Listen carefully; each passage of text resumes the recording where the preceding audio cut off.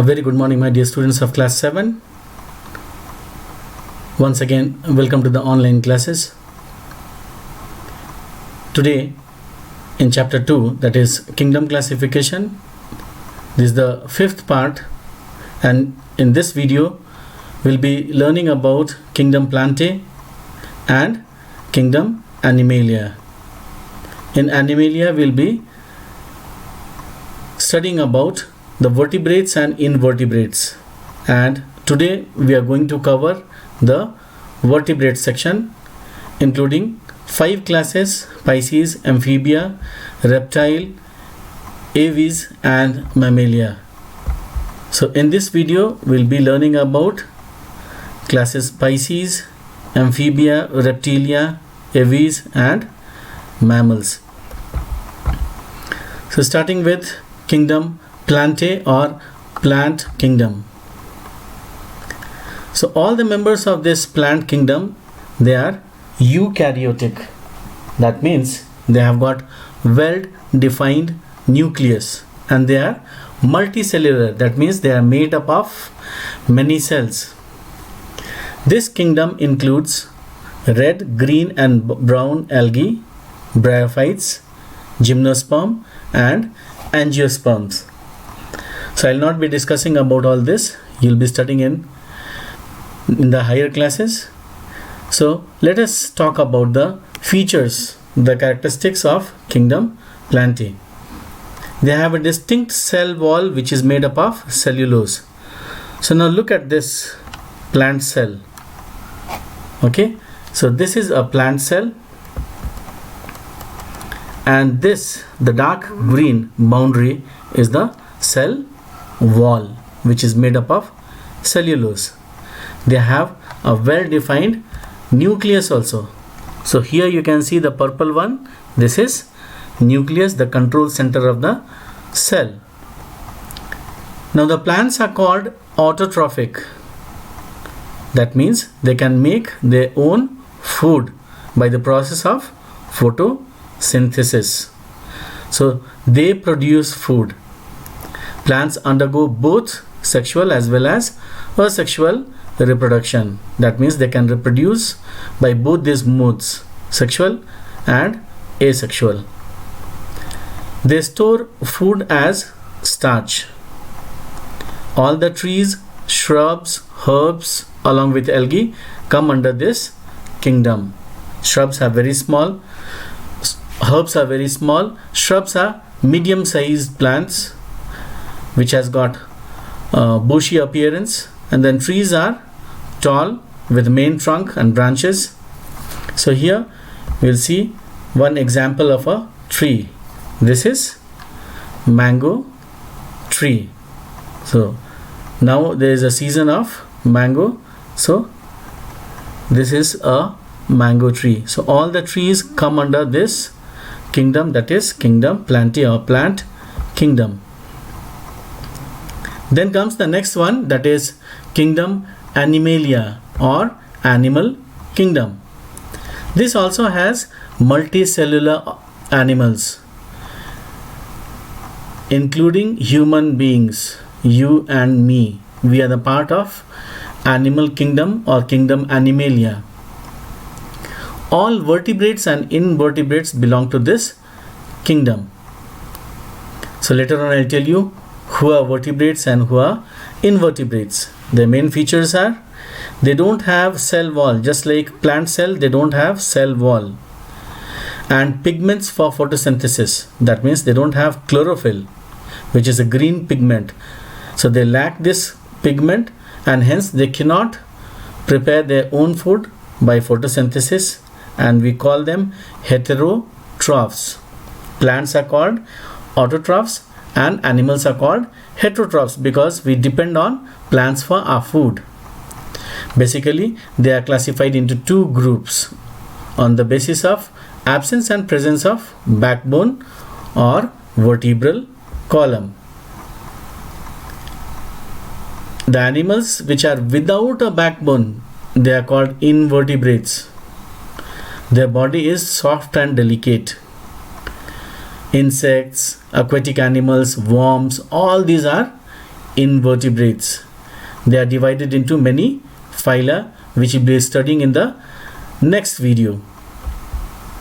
And vertebrates, these are the animals that possess backbone or vertebral column. Backbone is not a single bone. It is made up of number of separate bones which are called vertebrae. Now the features, they have a closed circulatory system. Circulatory system is the blood which circulates in our whole body or in the body of vertebrates. So they have a closed circulatory system, means the blood flows in the blood vessels, and the nervous system is more developed than that of invertebrates. So they have got advanced nervous system than the invertebrates. They have head, trunk, two pair of limbs, hind limbs and forelimbs. Now these vertebrates are divided into 5 categories. Now look at this. Vertebrate is a group of animals that have backbones in their bodies, and the 5 classes. So here you can see in the form of a table: Pisces, Amphibia, Reptilia, Aves and Mammalia. If you see the first 3, Pisces or fishes, Amphibia or Reptilia, they are cold-blooded animals. Okay, so their body temperature changes according to the environment. Pisces, we'll be studying separately about all this. They have got streamlined body and the body is covered with scales. All the fishes, they have got the gills. Amphibia, cold-blooded animals with moist, slippery skin. The Reptilia, which includes the snakes, lizards, tortoise, etc., they have dry, scaly skin and they breathe through the lungs. Aves, these are all birds. They are warm-blooded animals. Their body is covered with feathers. Mammalia, which includes human beings, we are warm-blooded animal and give birth to babies and produce milk. Now we'll be starting with the first one, that is Pisces or fishes. It's a Latin word, Pisces, which means fish. These animals are aquatic and oviparous. Aquatic means they live in water. Oviparous means they lay eggs. They have a smooth, streamlined body.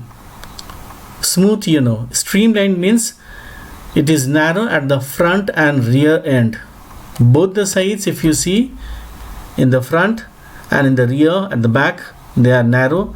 In the middle, in the center, they are broader. So this is called the streamlined body. So this helps them to move in water without any resistance or very least resistance. They can swim very easily because of this shape, streamlined shape. The scaly body also gives them protection. Now they have got the fins, okay, that helps them to maintain balance. The fins also give them direction to the movement. They breathe through their gills. It is a specialized organ for breathing. They are cold-blooded, so they can change their body temperature according to the temperature of the surroundings. Now let us see the examples. So I have kept for you all the diagrams ready here. Shark, so this is the one. Electric ray. Rohu, which is available in the market also, is Katla. Rohu, the biological name is Labio rohita, and this is seahorse. Name is seahorse, but it is a fish. So these are all the examples of class Pisces or fishes. Next one we have got amphibia, and you know that these are the animals which live both in water as well as on land. It is taken from a Greek word amphi, which means of both kinds, and bios, which means life. They live on both land as well as water. They are cold-blooded animals. Their skin is smooth and slippery. If you touch a frog or a toad, then you will come to know how slippery it is. They respire in water by moist skin and on land by lungs. Okay, so they can use both. With the lungs also they can breathe, and with the skin, cutaneous respiration also. With the skin, moist skin also, they can breathe when they are in water. They are oviparous, that means they lay eggs in water. They don't have scales. Okay, now let us see the examples. So this is a kind of frog, we call it tree frog. So frog, toad, newt and salamander. These are some of the examples, and the diagrams and pictures are there for your reference. Next we have got class Reptilia. All the members are called the reptiles. It is taken from a Latin word reptilis, which means to creep or crawl.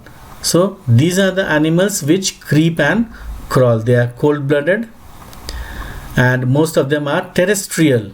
Terrestrial means they live on land. Some may live in water also. Their body is dry and has scales over it, snakes. These scales help them to move. Reptiles usually they creep on the ground. Their body is divided into three things: neck, trunk and tail. Some reptiles have two pairs of legs. Some may have and a tail, as in lizard and salamander. Some do not have limbs also, just like snakes. They don't have limbs. Reptiles, they breathe through their lungs. They are oviparous, means they lay eggs. Okay, but there is a specialty about their eggs. They have got leathery shells. Leathery shells means it is soft. Okay, unlike chicken's egg, which is hard, it is leathery shell. Now members of this group includes snake.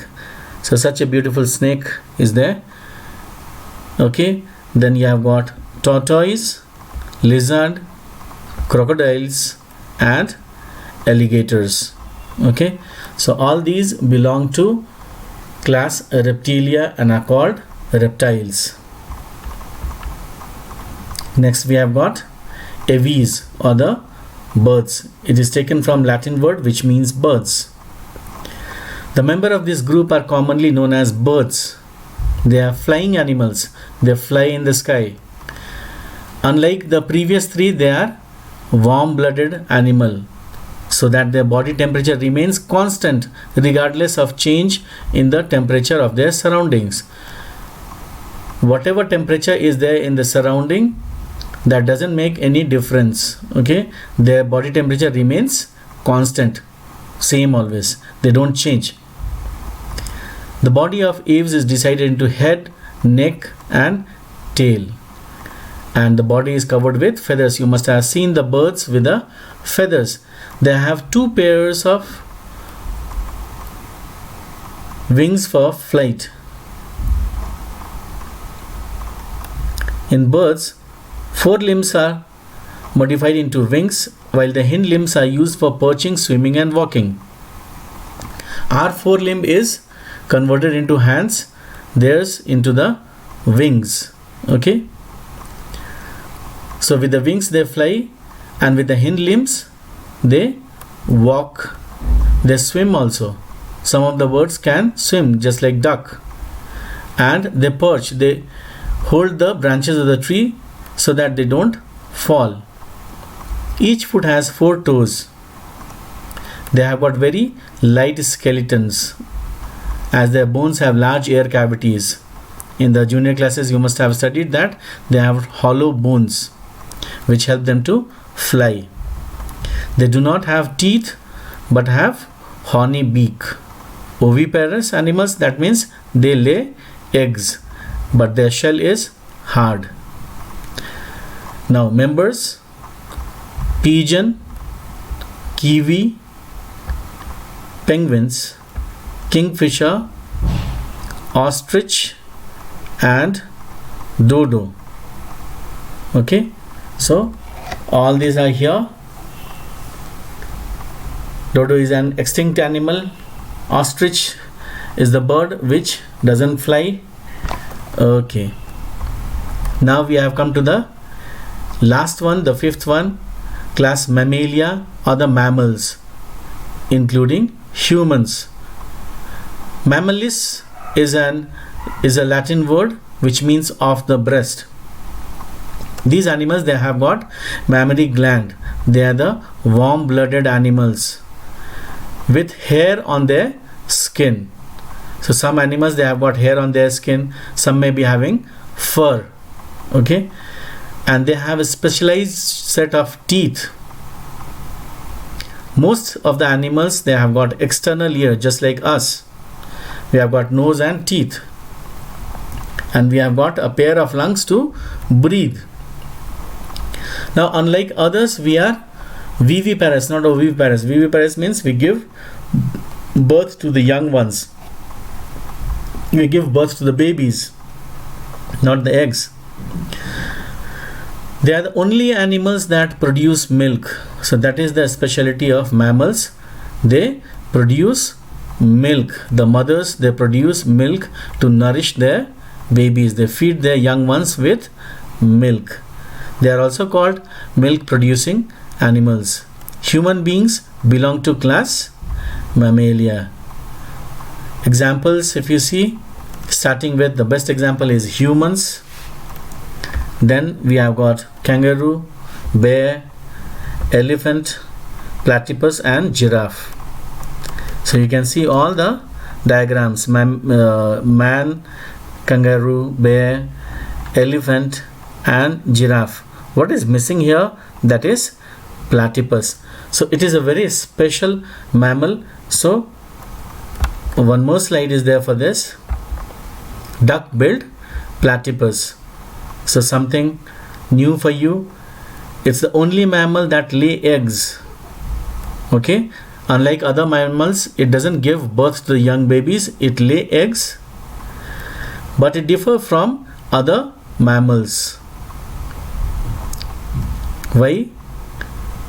They hatch the eggs outside the mother body.